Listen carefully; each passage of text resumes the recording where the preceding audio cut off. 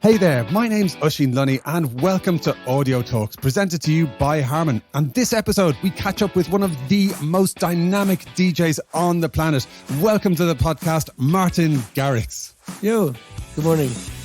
What's up, man? Great to see you. And thanks. I appreciate you have the DJ schedule, the DJ life. So this is that early morning for you at time of recording. So we really appreciate it, man. It's great to see you. No worries. Thanks for having me. And where are you joining us from today? That's a cool background. You've got a pool table. You've got some fun stuff. Table football in the background. I'm in Val and they set up this room with a microphone for me here. So, but no, I'm here with JBL. We're doing a show here later today, which I'm very excited for. Sweet, that's awesome. Okay, we'll definitely come back to that in a bit. But I would love for our listeners just to get a flavour of your origin story. And let's go back to where it all started. Now, I believe you were discovered by none other than the mighty Tiesto. What was that experience like and how did it change your life? For me, it was a roller coaster. And I started making music and getting interested in electronic music and in trance music because of Tiesto. He did a performance at the Olympics in 2004.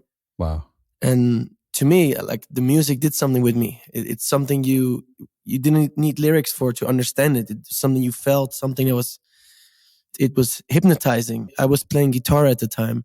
And then very quickly, instead of writing songs on my guitar, I would go to my computer and make electronic music. Nice. And then a few years later, Thijs reached out to Tiesto. And that to me was like the biggest mind yes. To be able to work with him and also to learn from him. Yeah. We've done many studio sessions together. Wow. And we've done shows together. So it was all very, very crazy. At the time when I got in contact with him, I was still in high school. And then I was like, I went to my parents. I told my parents, Mom, Dad, I really want to focus on music because it makes me so happy. I love creating something in the studio that wasn't there yet before. Yeah. And my parents said, school is most important for us, but we also want you to be happy. And what they didn't know was that I already did like my intake meeting into another school, which was a producer school. Fantastic. But they gave me the green light on a Saturday. And on Monday, I started at the production school. And then 3 months after that, I released a song called Animals. And that was the song for me that changed everything. Yeah. And then the real roller coaster started. Amazing. Well, thank you very much to your parents for giving you the green light there. That's good news for music lovers. It could have turned out very differently, but I get the sense that you have your own momentum there and things were just going to happen the way they were going to happen for you. Your rise to fame and recognition and respect within the global dance music community has been stratospheric. You were ranked as DJ Mag's #1 on the top 100 for 3 consecutive years, all the way up until the pandemic landed. And then, of course, many things changed about clubs, about DJing, about the whole kind of music industry. What's been the impact of the pandemic on your life and career? And how did you keep the relationship alive with your fans during this time? So for me, the only thing that kept me sane during the pandemic was just studio time. And I also had more time with my family, with my friends. Because before I would do about 120 shows a year. And then the pandemic came and I was at home for such a long time. And it was such a reset because I was so used to going. And then suddenly the pause button got hit, which now looking back for me was very much needed. Because also creative-wise, I got a lot of new inspiration. And also because I was in the studio and I wasn't rushed. Because normally it was like I would schedule like 3 days in between touring, in between doing shows. Wow. And I would have deadlines or like those were the 3 days where you had to deliver. But creating something new, it's not that you can schedule some hours and it will happen. It's something that just comes to you. Sometimes you have an amazing day, sometimes you have a terrible day. And during the pandemic, I had so many days. So it was really good. And then the way how I stayed in contact with the fans for me is not remotely close to the real thing. But was doing live streams. We did like a live stream on my balcony. But any way of like just trying to lift people their spirits because everybody was at home. And I think not being able to connect with people is one of the worst things you can ask from someone. Everybody needs a hug. Everybody needs to come together or go to events, go to a bar, go to like art festivals. There's so many things that got taken away, which is not healthy for the mind. So I was mostly focusing on putting out music, putting out live streams, and also doing some live stream events. Yeah, fantastic. And I did notice when you entered the room there that you gave everyone a proper hug, which is awesome. Bonus points for that. That's great to see. I'm very happy I can hug people again after COVID. We can hug again. Yes, absolutely. And you mentioned there about the importance of people coming together, and to be isolated is really it's tough for people. And you brought people together using your live streams and the gigs on the balcony, etc. But like in terms of your own self-care during the lockdown, were there any routines that you got into to kind of help make sure that you kept your momentum and kept your creativity flowing? So that was the thing in the beginning of the lockdown when I just came back from touring. I had no routine, and in general, I have the weirdest sleeping schedule. But it got even worse during the first few months of COVID. And my parents, they moved into my place, which was amazing. But like they would wake up for breakfast and come into the kitchen, and I would be there like still awake making a hamburger. So, and my mom was like, "How can you live like this?" Yeah. So, I've definitely had some learning moments during COVID. And as you said, it's good to get a routine in. So for me, the routine was like also to try to sleep in a proper, like in a normal way, not just sleep whenever I felt like sleeping. Because that was me before. I'd be like, oh, I'm a little tired. Okay, I'll go sleep for a few hours now. Yeah. Then I would be in the studio from 11 p.m. till 5 a.m. And then But now also with working out, I'm really into windsurfing. That's an old hobby of mine that I picked up during COVID. Amazing. I think it's all about balance.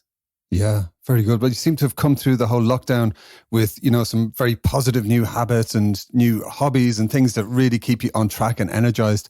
Because that's one thing I noticed, when I saw you on Instagram many, many moons ago. It's like the energy from your live sets is just phenomenal. And, you've released a lot of music under different constellations over the years, but never an album as Martin Garrix until now. And your new album, Sentio, seems like it might be more of a personal statement. What can our listeners expect from this no-filter version of Martin Garrix?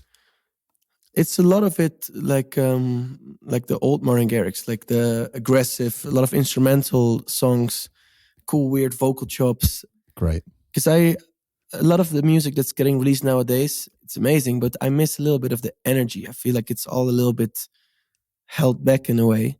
Yeah. And especially now, like I just came back from South America, a tour there, and you could feel everybody is so ready to party and to go crazy again. So for me, I was like, I feel like this is the moment where I'm just going to make a aggressive club Garrix album.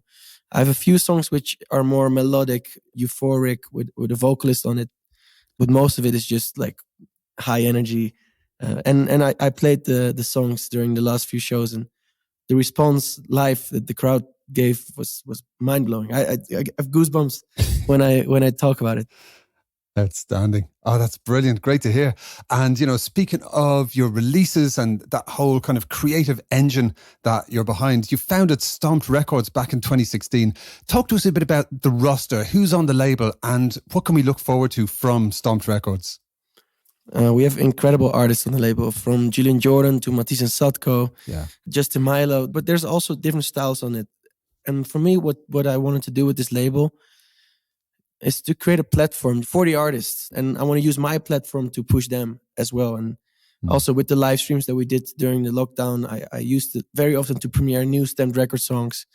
It's been over 5 years now with Stamped. And I feel like the whole team, everybody's grown so close. It's a family. And now with the shows coming back, we're hosting some stages around the festivals this summer.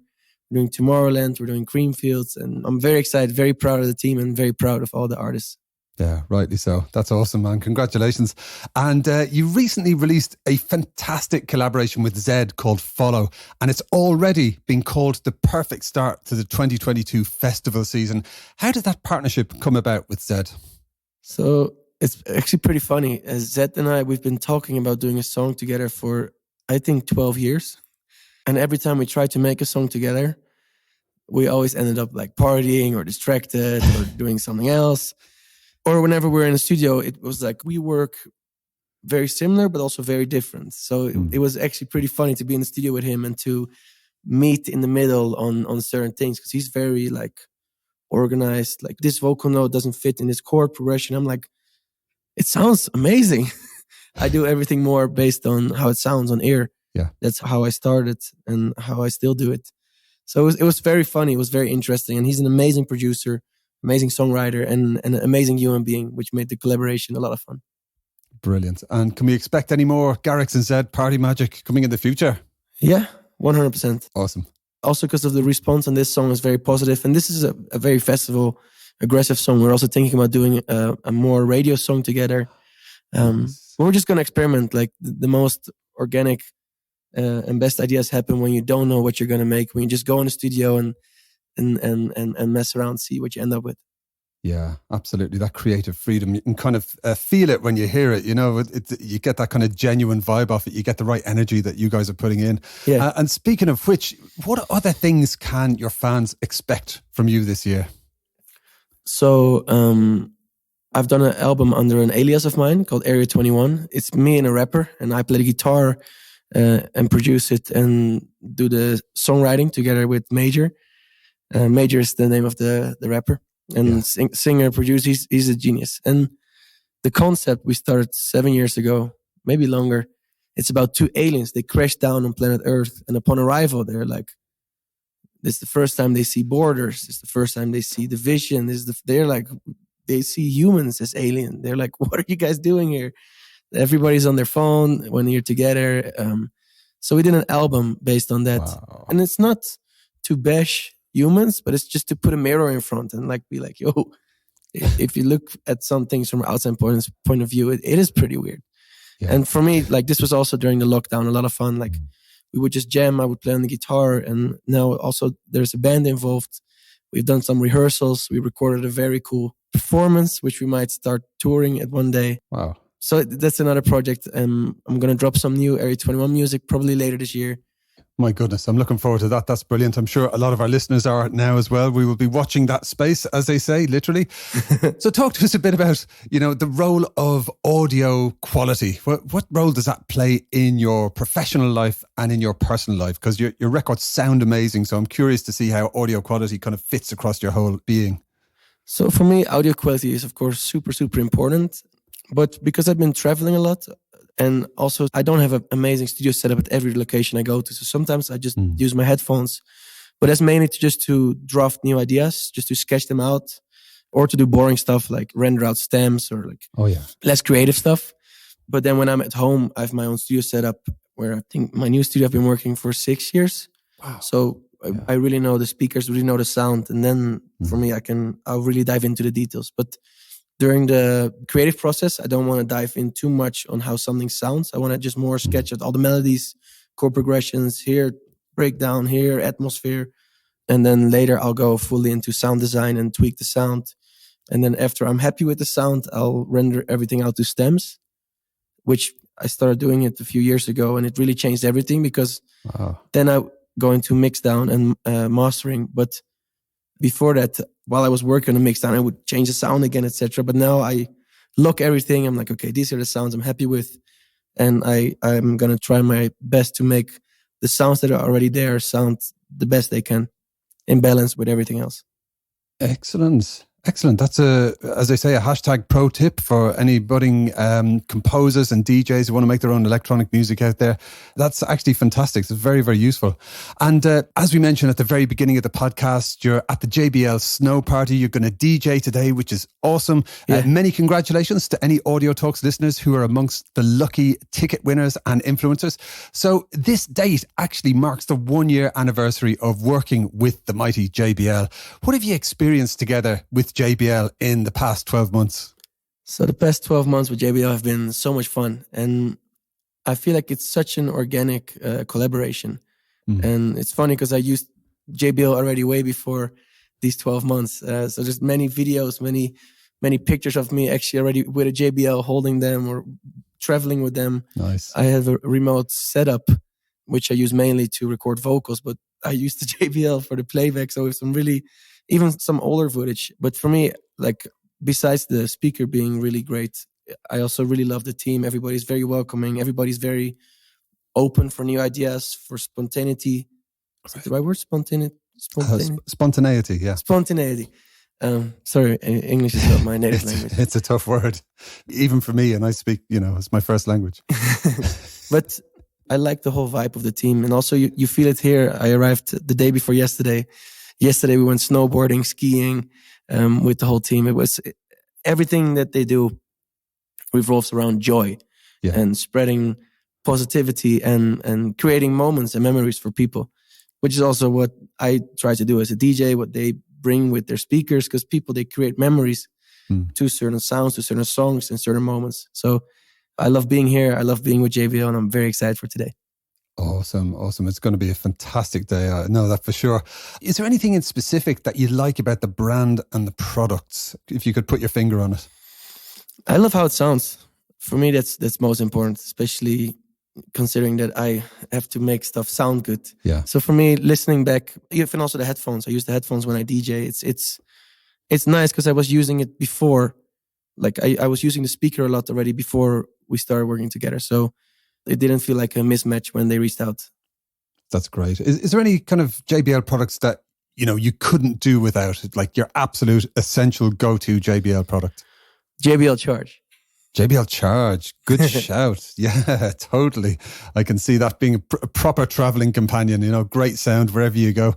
And I'm sure there are a lot of your fans and a lot of the folks listening to Audio Talks now who are aspiring DJs, and they're very inspired by what you do, how you bring people together, that energy that you communicate and radiate when you're performing. Do you have any advice for any aspiring DJs who are listening to the podcast? Yes. My advice to anybody, but not even just DJs, but anybody trying to follow a career in art or like as a singer or anything creative. Yeah. I feel like it's most important that you are having joy in what you do, and don't overthink, don't stress. I was stressing a lot in the beginning. I would spend so much time on sending out emails, labels, listen to my song, blah, blah, blah. And I would get so sad if I didn't get a response. And now listening back years later to those songs, I totally understand why I didn't get a response, because the music was not there yet. Yeah. And I still learn every day. My advice to anybody is try to learn every day. Also challenge yourself. It's nice to find something new and get excitement, get adrenaline out of it. Every small step is a step into the right direction. And sometimes it feels like you're taking mini steps. Sometimes it goes very quick in once. But I think it's not only about where you're going. I think it's about the whole trajectory, and every step along the way, you meet new people, you learn new things, and it's a beautiful process. And my number one advice is enjoy that. And also networking is amazing. If you can find people who share that passion with you. For me, when I went to the producer school, I suddenly was in a class with people who didn't think I was weird, because we were all weird together, because we all had the same interest in plugins, in synthesizers, in sound design. Yeah. We had some different musical interests, but it was so cool to be in a class with 10 people who had the same passion. We would share sample packs. We would share like sound banks. We would share like new plugins, new tricks, new tips. And I feel like the more you surround yourself with people who inspire you, it's contagious. So that's my advice. That's awesome. Those are words to live by right there. Some great advice. And, if we had a time machine here, and if you could hop back in time to meet your younger self at the very beginning of your music career, is there one thing you would say to your younger self, knowing what you know now? I would say enjoy. Nice. Don't stress so much. Enjoy. Perfect. Absolutely perfect. That's brilliant. And, back in our time machine, moving forward to now, you are back on the huge stages. You're playing in front of massive crowds in stadiums, tens, hundreds of thousands of people. How does that feel? Just in general, to be able to be back on stage, because I did 2 years of no shows, and then just seeing people together is the craziest thing. Like, you couldn't think about it 4 or 5 years ago that it at one point would have been a rare sight to see people like massive crowds together. So to be able to see that, to witness that, and to feed off their energy and to bring them energy, for me, it was the first few shows. It felt very surreal, and it still feels surreal. We just did the South America run, and I came back and I looked at the footage, and I got a little bit emotional. I was like, wow, it's so beautiful, because I feel like everybody hates Corona, and it's been taking way too long. It's been taking way too many beautiful days out of everybody's lives. Yeah. So to be able to see people together with joy, yes, it's for me. It makes me very happy. Oh, that's outstanding. And are there any kind of big events that you're particularly looking forward to this year? You mentioned Tomorrowland. Yeah, I'm very excited for Tomorrowland. Outstanding. We're closing the main stage on the last day. I'm right now already preparing on some new songs that I want to premiere there, which go along well with I don't want to give any spoilers, but they have an amazing theme this year for the festival, an amazing stage design. So even just visualizing that in the studio, could be cool. Also creative-wise, lyric-wise, have everything come together in the final show. So I'm working on that. But then also just the whole summer tour. I think we confirmed 80 shows. I'm going to do 5 shows a week for the next few months. Now I'm excited. I've had 2 years to relax, to rest, to make new music. And now it's the time to play the new music again. Fantastic. Well, I'm sure there's many people listening who cannot wait to be down the front at Tomorrowland to see that amazing new theme and the stage and hear your new tracks being premiered.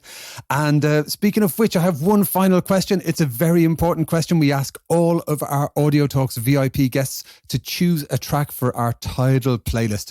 So what track are you going to drop for our listeners? And it can totally be one of your own. Can it also not be one of my own?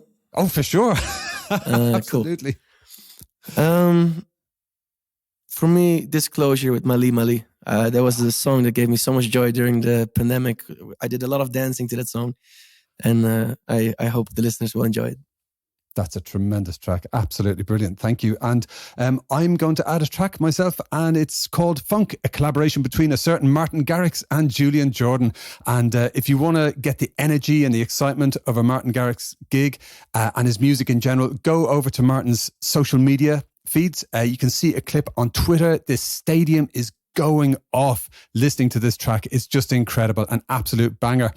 Okay, so thank you so much for joining us on Audio Talks. That was an absolute joy. I really appreciate it. Thank you to superstar DJ Martin Garrix. Thank you so much for having me. Awesome. Thanks for joining us. Listeners, don't forget to subscribe, comment and share with your friends and family. If you are enjoying the Audio Talk series of podcasts presented by Harman, why not pop over to Apple Podcasts, Spotify or wherever you get your podcasts and leave a nice review. It really does mean a lot, and it helps our new listeners to know about the amazing guests like Martin Garrix that we talk to on every episode. For more exclusive content, some behind the scenes goodies and maybe even some competitions, connect with us on Instagram. You can find us at Audio Talks Podcast. We'll be back soon for some more fascinating and fun and joyful Audio Talks. See you next time. Peace.